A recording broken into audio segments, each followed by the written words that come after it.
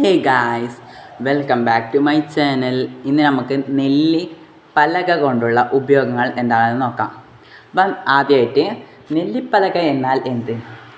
നെല്ലിപ്പലക എന്നാൽ നെല്ലിമരത്തിൻ്റെ തടി കൊണ്ട് നിർമ്മിക്കുന്ന ഒരു പളയമാണ് നെല്ലിപ്പലക. ഈ റിങ് കിണറ്റിൽ ആണ് സ്ഥാപിക്കുന്നത്. കിണർ നിർമ്മിക്കുമ്പോൾ അതിൻ്റെ ഏറ്റവും അടിയിൽ കിണറിൻ്റെ അതേ ചുറ്റളവിൽ ആയിരിക്കും നെല്ല് കൊണ്ടുള്ള തടി ഈ വളയം പിടിപ്പിക്കുന്നത്. നെല്ലിക്കുറ്റികൾ ഉപയോഗിച്ചാണ് ഇത് അടിയിൽ പിടിപ്പിക്കുന്നത്. പിന്നീട് കല്ലുകൾ കൊണ്ട് കെട്ടുന്നതായിരിക്കും. പ്രധാനമായും ഇതിന് 3 ഉപയോഗങ്ങളാണ് ഉള്ളത്. 1. കിണറിലെ അടിത്തട്ടിലെ പടവുകൾ ഇടിയാതിരിക്കാൻ വേണ്ടിയും. 2. ജലത്തെ ശുദ്ധീകരിക്കാൻ വേണ്ടിയും.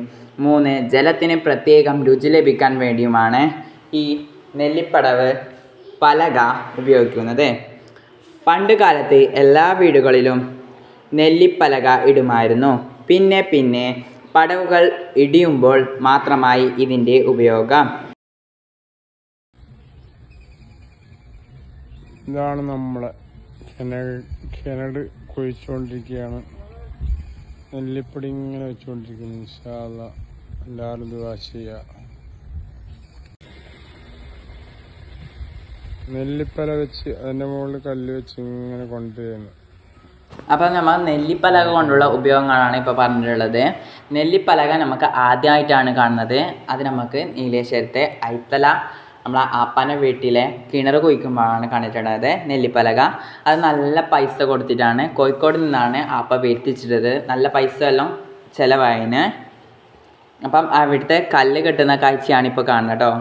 പണിക്കാർ പലക വെച്ച് അതിൻ്റെ മുകളിൽ കല്ല് വെച്ച് കെട്ടുന്നതാണ്.